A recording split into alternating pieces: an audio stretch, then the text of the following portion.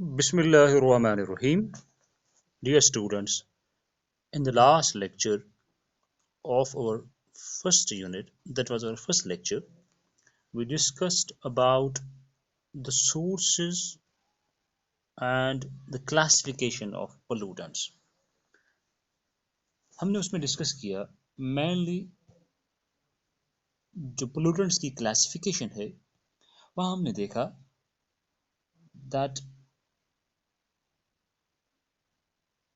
pollutants can be classified into various categories, particularly primary pollutants and secondary pollutants. उसको हमने in detail discuss किया कि primary pollutants क्या होते हैं, सेकेंडरी पोल्यूटेंट्स क्या होते हैं. Now coming mainly to our topic that is air pollution. हमारा मेन टॉपिक है एयर पोल्यूशन. आपको पता होना चाहिए जैसा कि हमने 11th क्लास में हमने जब एटमॉस्फेयर का स्ट्रक्चर पढ़ा है तो हमने वहाँ देखा कि हमारा जो ड्राई एयर है दैट कंप्राइजेस 78% नाइट्रोजन, 21% ऑक्सीजन,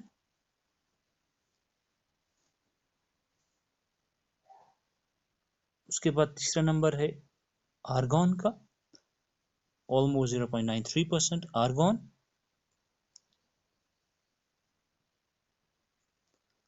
और उसके बाद आता है नंबर कार्बन डाइऑक्साइड का. बाय वॉल्यूम की मैं बात कर रहा हूँ, ऑलमोस्ट 0.35% आज. इसके अलावा air also contains rare gases like neon, helium, krypton, और उसके अलावा हाइड्रोजन है, ओजोन है, कार्बन मोनोऑक्साइड है, नाइट्रोजन ऑक्साइड्स हैं, सल्फर डाइऑक्साइड है या सल्फर के बाकी ऑक्साइड्स हैं. And you must know that air is one of the most important constituent of our environment. हमारे माहौल का एक बहुत ही इम्पोर्टेंट हिस्सा जो है, कॉन्स्टिट्यूएंट जो है, वो है हमारी हवा. Therefore, the clean and pure air, जैसे कि हमने लास्ट लेक्चर में भी पढ़ा, that is very essential for health and survival of human beings. अब जब इस एयर में जो कि प्योर होना चाहिए, क्लीन होना चाहिए, if there is the concentration of some foreign particles or gases in such a way that it is harmful to human beings, vegetation, animals, buildings, इसी को हम पोल्यूशन बोलते हैं. या हम दूसरे अल्फाज में कह सकते हैं कि air pollution may be defined as any atmospheric condition in which certain substances are present in such concentration, इस मकदार में, that they can produce undesirable effects on man and his environment. हमारी हवा में कुछ सबस्टेंसेस की मकदार इतनी है या कुछ सबस्टेंसेस इस मकदार में है कि उससे अनडिजायरेबल असरात पैदा हो सकते हैं इंसान या उसके माहौल पर. Or we can simply say air pollution is the excessive concentration of foreign matter in air that adversely affects the well-being of individuals or causes damage to our property. ऐसी भी एक डेफिनेशन हम बता सकते हैं. या we can say air pollution की अगर हम बात करेंगे, we can also say that it is the presence in the outdoor atmosphere. हमारी हवा है, बाहर की हवा, उसको हम आउटडोर एयर या we can say outdoor atmosphere. इसमें द प्रेजेंस ऑफ वन और मोर कंटामिनेंट्स, ऐसी चीजें जो उसको गंदा कर देती है, such as dust, such as fumes या बाकी गैसेस या ओडर या स्मोक वगैरह वगैरह, in such quantities and of such duration, एक तो उनकी मिकदार ज़्यादा होगी और उनका ड्यूरेशन इस एयर में भी इतना होगा that it is injurious or we can say harmful to humans or plants or animal life or to property in such a way that it interferes with the comfortable enjoyment of life and property. And these are some definitions, or you can say any definition you can see from various books. Different books पे different definitions लिखी हुई है, या एक से ज़्यादा कई definitions लिखी होती हैं हमारी books पे. Definition कोई भी चलेगी, बस समझने की बात. Now, so far as this source is concerned of our pollution, हमारा टॉपिक है sources and types of pollutants. Types हमने लास्ट लेक्चर में पढ़ा क्लासिफिकेशन में. उसके बाद है उसका इम्पैक्ट भी, साथ साथ इन पोल्यूटेंट्स के इम्पैक्ट्स क्या हैं. तो अगर हम सोर्सेज की बात करेंगे, सबसे पहले हमने प्राइमरी पोल्यूटेंट्स डिस्कस किए थे.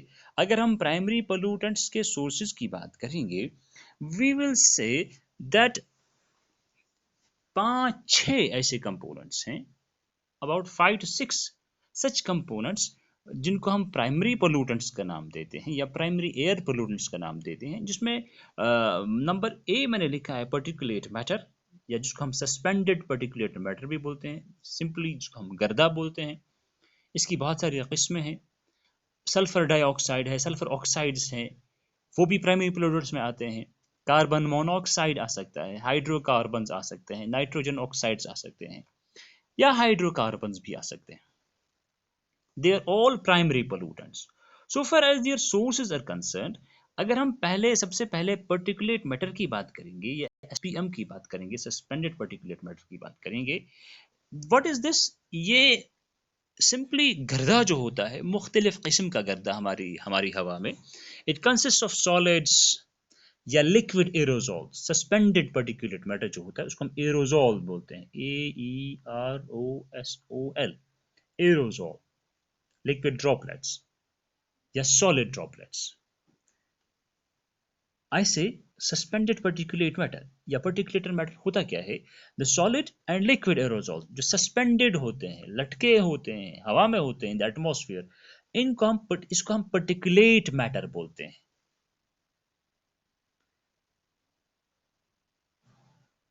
स्मोक जो है,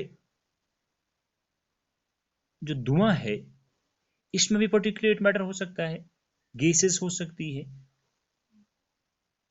या फ्यूम्स हो सकती हैं.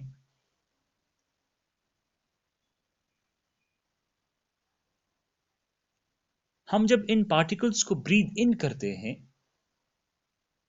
They can lodge into our lungs, हमारी फेफड़ों में चले जा सकते हैं और उससे डिफरेंट रेस्पिरेटरी प्रॉब्लम्स हो सकती हैं. I am telling you, this particulate matter is not a gas, it is a solid और अ लिक्विड एरोसोल.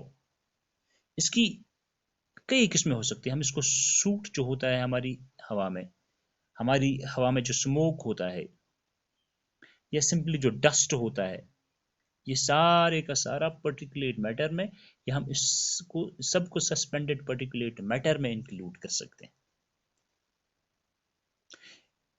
अगर ह्यूमिडिटी ज़्यादा होगी, हवा में वाटर वेपर की कॉन्सेंट्रेशन ज़्यादा होगी, तो उससे सरफेसेस का, मटेरियल्स का करोजन भी होता है, उन पर जंग भी लग जाता है. ये इसका इम्पैक्ट है. इसके पर्टिकुलरली ज़्यादा इम्पैक्ट जो हैं in relation to human beings, that are the respiratory problems. अगर इनकी कंसंट्रेशन एटमॉस्फेयर में ज़्यादा होगी, गर्दा होगा, धुआं होगा, सूट होगा, ये सारे का सारा रेस्पिरेटरी प्रॉब्लम्स क्रिएट कर सकता है. या अगर ह्यूमिडिटी ज़्यादा होगी हवा में, तो ये पर्टिकुलेट मैटर जो है, ये सूट जो है, it can cause corrosion of materials और सरफेसेस, और उनको इरोड कर सकता है. This is particulate matter, or we can say this is suspended particulate matter, number one. Now there is one more primary pollutant.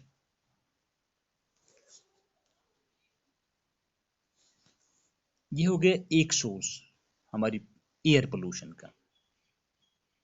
Number second, the very important pollutant, it is sulfur dioxide या sulphur के बाकी oxides भी हैं, इसलिए मैंने sulphur oxides लिखा है. You see sulphur dioxide जो है SO2 जो है, it is a colourless pollutant. It may be oxidised to SO3 या प्रेसिपिटेशन के साथ ये नीचे आ सकता है in the form of acid रैन.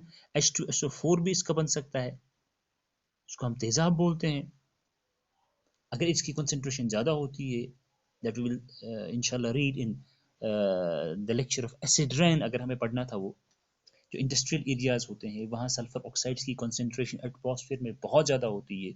उन इंडस्ट्रीज से, उन सनातों से बहुत ज़्यादा धुआं निकलता है, बहुत ज़्यादा सल्फर ऑक्साइड निकलता है एटमॉस्फेयर में. फिर जब बारिश होती है तो वो बारिश के साथ मिल के H2SO4 बना लेते हैं और नीचे ज़मीन पर आ जाते हैं एज सल्फ्यूरिक एसिड, तेजाब की सूरत में. इसको हम एसिड रैन बोलते हैं. This phenomenon is called as acid rain. ये हो गया इसका बहुत ज़बरदस्त इम्पैक्ट, इसका सबसे ज़्यादा यही है जो कंसर्निंग है, that is the effect of acid rain. इसका सबसे बड़ा इम्पैक्ट है एसिड रैन. इसके अलावा जो सल्फर डाइऑक्साइड है, sulphur dioxide also crores the materials. ये भी मटेरियल्स को करोड करता है, इसकी वजह से भी जंग लग जाता है. इसकी वजह से स्टोन्स जो होती हैं, जो पत्थर होते हैं, खासकर मार्बल जो होता है, या लेदर है, पेपर है, फैब्रिक्स हैं, ये सारे के सारे करोड हो सकते हैं. इससे कलर भी डिटेरियोरेट हो सकता है. और मॉसेस, अगर आपको याद होगा हमने लास्ट ईयर पढ़ा था इकोलॉजिकल सक्सेशन, हमने मॉसेस की बात की थी या लाइकन्स की बात की थी. they are very sensitive to sulfur dioxide. They are very sensitive to sulfur dioxide. Lichens and mosses, in fact, they are known as the indicators of sulfur dioxide pollution. Mosses and lichens, they are known as indicators of sulfur dioxide pollution. In fact, जिस atmosphere में, जिस माहौल में, जिस area में sulphur dioxide की concentration ज़्यादा होती है, वहाँ मॉसेस और लाइकन्स बहुत डिग्रेड हुए होते हैं. अगर हम सेल्यूलर लेवल की बात करेंगे तो सल्फर ऑक्साइड्स जो हैं, दे डिस्ट्रॉय द मेम्ब्रेन सिस्टम्स. जो सेल का मेम्ब्रेन सिस्टम होता है वो डिस्ट्रॉय हो जाता है. ह्यूमन बीइंग्स में it can also cause respiratory problems like the SPM. हमारी कंट्री में एक कंट्रोवर्सी बहुत सालों से चली आ रही है. There is a factory that's known as Mathura refinery. जो क्रूड ऑयल रिफाइनरी है माथुरा की, तो वहां से जो स्मोक निकलता है, it is said that it will reduce the shine and grandeur of Taj Mahal. Taj Mahal है, हमारी हेरिटेज है, हमारी हमारे मुल्क की एक बहुत ज़बरदस्त बड़ी हेरिटेज है, टूरिस्ट स्पॉट है. उसका जो ग्रैंडवर है, उसकी जो शाइन है, उसकी जो चमक है, वो आहिस्ता आहिस्ता पिछले कई सालों से एसिड रेन की वजह से डिग्रेड होती चली आ रही है. इस सेड ये जो ताजमहल अगर हमें है, वहाँ एक रिफाइनरी है, ऑयल रिफाइनरी, तेल की एक फैक्ट्री मथुरा में. मथुरा उस जगह का नाम है, MATHURA, मथुरा रिफाइनरी. वहाँ से जो स्मोक निकलता है, वहाँ से जो धुआं खारिज होता है उस रिफाइनरी से, उसकी वजह से एटमॉस्फेयर में सल्फर ऑक्साइड्स की कंसंट्रेशन ज़्यादा होती है. और जब वो बारिश होती है तो वहाँ से वो एसिड रैन की सूरत में नीचे चला आता है. और ये जो ताजमहल का मार्बल है, स्टोन इसका है, ये डिग्रेड होता चला आ रहा है. And that is very concerning point so far as the impact of sulfur oxides is concerned. और ये सल्फर डाइऑक्साइड या सल्फर ऑक्साइड जो हैं ये प्रोड्यूस होते हैं हम जब कोल का बर्न करते हैं, फॉसिल फ्यूल्स बर्न करते हैं, पर्टिकुलरली इन फैक्ट्रीज में, इन रिफाइनरीज में, इंडस्ट्रीज में, तो थर्मल पावर प्लांट्स में वहाँ से सल्फर ऑक्साइड से सल्फर डाइऑक्साइड की कॉन्सेंट्रेशन एटमॉस्फेयर में ज़्यादा होती. There is one more pollutant, primary pollutant, that is carbon monoxide. It is carbon monoxide. ये भी है, इसका फॉर्मूला जो है CO, capital C capital O. Again it's a colourless, odourless, न इसमें कोई बू है न इसका कोई कलर है. ऐसी गैस है that is produced by incomplete burning of carbon,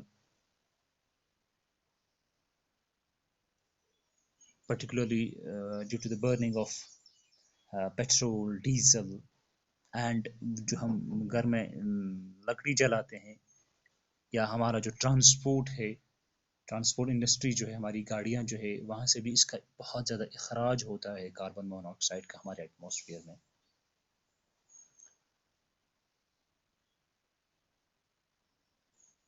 सबसे ज़्यादा इखराज जो इसका होता है that is because of the burning of petrol. It is said कि ज़्यादा कार्बन मोनोऑक्साइड का इखराज जो होता है, इसका एमिशन जो होता है पेट्रोल की इनकम्प्लीट बर्निंग से होता है. और ये कार्बन मोनोऑक्साइड जो है it can be oxidised to carbon dioxide. इसका कार्बन डाइऑक्साइड भी बन सकता है फिर. लेकिन in nature this conversion of monoxide into dioxide, it is said it is a very rather extremely slow process.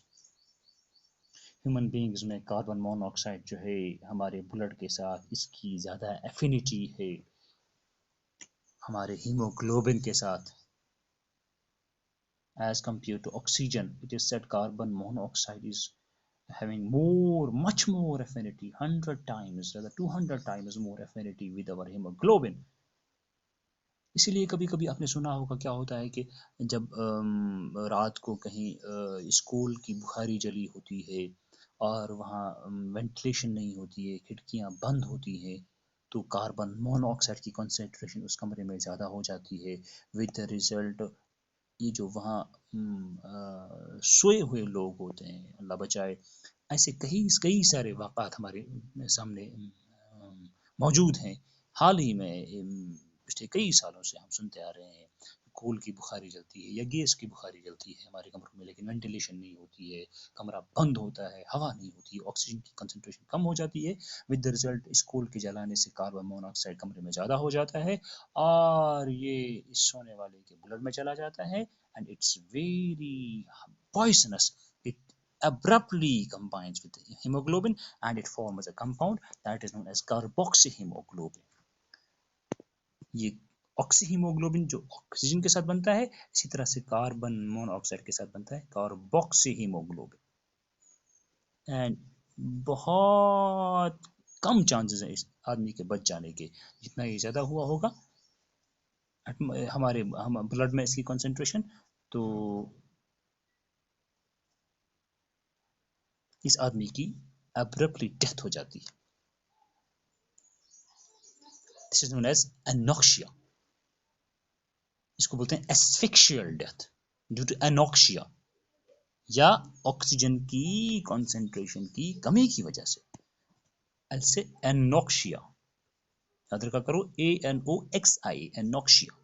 Oxygen starvation, oxygen कम हो गया, या इसको हम एस्फिक्सिएशन भी बोलते हैं.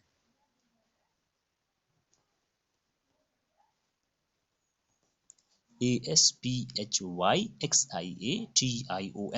एस्फिक्सिएशन. हम कह सकते हैं this is asphyxiation death and this is carbon monoxide. Similarly, there is one more pollutant that's a primary pollutant. It is hydrocarbons. Hydrocarbons को भी हम इंक्लूड करते हैं प्राइमरी पोल्यूटेंट्स में. कई सारे एलिफैटिक या एरोमेटिक हाइड्रोकार्बन्स जो हैं, जैसे हमारे पास है सैचुरेटेड हाइड्रोकार्बन्स जिनमें सिंगल बॉन्ड होता है, जैसे मीथेन है, या अनसैचुरेटेड है, अनसैचुरेटेड जिसमें इथिलीन है या ईथीन जिसको हम बोलते हैं, डबल बॉन्ड वाला, दे आर हाइड्रोकार्बन्स। इसमें सबसे इंपॉर्टेंट है methane. Methane is added to the atmosphere by the anaerobic decay of organic matter. Organic matter जब डिके हो जाता है anaerobically in absence of oxygen, इसको हम बोलते हैं एनएरोबिक डिके, उससे मीथेन की प्रोडक्शन ज़्यादा होती है, CH4 जिसकी फार्मूला है। लेकिन इसके अलावा भी बहुत ज़्यादा हाइड्रोकार्बन जो है हमारे एटमॉस्फेयर में ऐड हो जाता है by burning of petroleum. Petroleum की बर्निंग से भी बहुत ज़्यादा हाइड्रोकार्बन प्रोड्यूस होता है। और एक और सोर्स है हाइड्रोकार्बन्स की प्रोडक्शन का, that is the plants. Plants also produce hydrocarbons, terpenes या आइसोप्रीन्स। इंशाल्लाह आगे जाके आप हायर क्लासेस में इसको डिटेल में पढ़ेंगे। This was about hydrocarbons. There is one more pollutant, primary pollutant, and that is very important also. It is oxides of nitrogen या नाइट्रोजन ऑक्साइड्स हम इसको बोलते हैं। इसके दो ऑक्साइड्स हैं इंपॉर्टेंट, एक है नाइट्रोजन ऑक्साइड NO, दूसरा है N2O nitrous oxide. One more, it is NO2। This is nitrogen oxide, this is nitrogen dioxide, and this is nitrous oxide, and they are again released into the atmosphere by the incomplete burning of fossil fuels, that is by anthropogenic or human activities। इससे respiratory disease होती है human beings में, और इनसे भी क्या हो जाता है, एसिड रेन हो जाता है। जिस तरह से हमने अभी देखा कि ऑक्साइड्स ऑफ सल्फर जो हैं, they can lead to the formation of H2SO4 in the atmosphere. Similarly जो नाइट्रस ऑक्साइड्स हैं, they can lead to the formation of nitric acid HNO3। This is HNO3 जिसको नाइट्रिक एसिड बोलते हैं। जैसे sulphur oxides की वजह से H2SO4 बना था, इसी तरह से नाइट्रोजन ऑक्साइड्स की वजह से एटमॉस्फेयर में HNO3 बन जाता है, और जो पानी है नीचे आ जाता है in the form of HNO3। वहाँ पे H2SO4 था एसिड, ये जो सल्फ्यूरिक एसिड था, यहाँ ये nitric acid. This is again acidic rain या एसिड रैन इसको बोलते हैं। This is nitric acid. इससे भी जो ऑक्सीजन कैरिंग कैपेसिटी है ब्लड की वो कम हो जाती है, खासकर इसमें जो छोटे बच्चे होते हैं, दे आर मोर ससेप्टेबल। इसके अलावा जो नाइट्रोजन ऑक्साइड्स हैं, they lead to the formation of secondary pollutants, जो हमने लास्ट लेक्चर में डिस्कस किए थे, जैसे स्मोग है।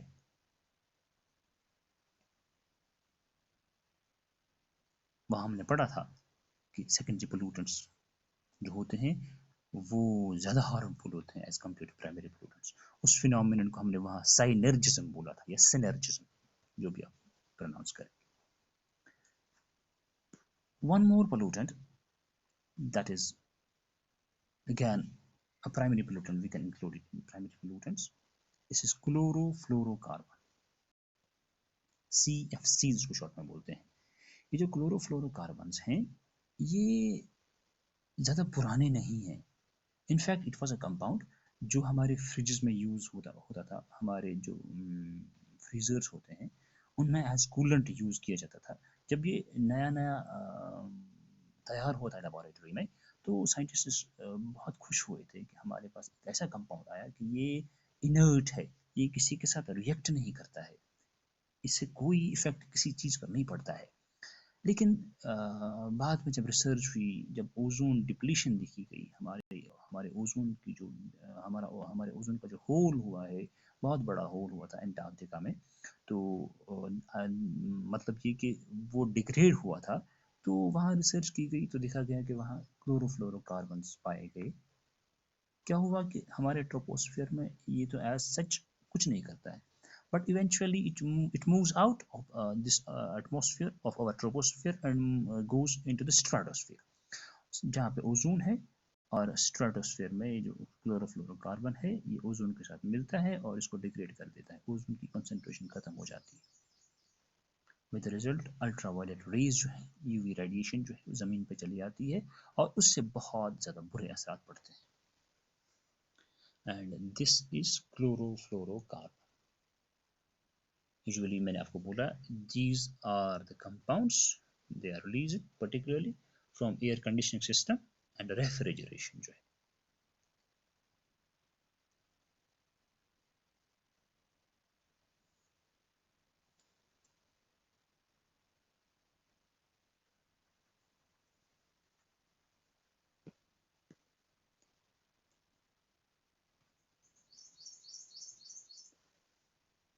Besides chlorofluorocarbons, you can also add to the sources of pollution, you can add the pesticides to it. आप pesticides भी add कर सकते हैं। इसके अलावा जो है पेस्टिसाइड्स भी पोल्यूटेंट्स हैं और बड़े खतरनाक पोल्यूटेंट्स हैं, क्योंकि इनका हमने बेतहाशा इस्तेमाल करना शुरू किया है। या मेटल्स हैं, दे ऑल्सो कॉज पोल्यूशन। हमारे पास एक बड़ा ज़बरदस्त कंपाउंड है, बड़ा हॉरेबल कंपाउंड, इसको बोलते हैं DDT, dichloro diphenyl trichloro ethane. DDT इसकी एब्रिविएशन है। They are very toxic, they can enter into our food chain and they can accumulate in our body या in the bodies of animals, जिस phenomenon को हम बोलते हैं bio accumulation या bio magnification. Bio accumulation food chain में higher levels पर ये जो पेस्टिसाइड्स हैं, खासकर DDT की मैंने बात की, ये एक्यूमुलेट हो जाता है, जमा हो जाता है ज़्यादा मकदार में हायर लेवल्स पे, and it leads to kidney disorders. Allah bachaye, it can lead to the brain problems, it can lead to the problems in the circulatory system.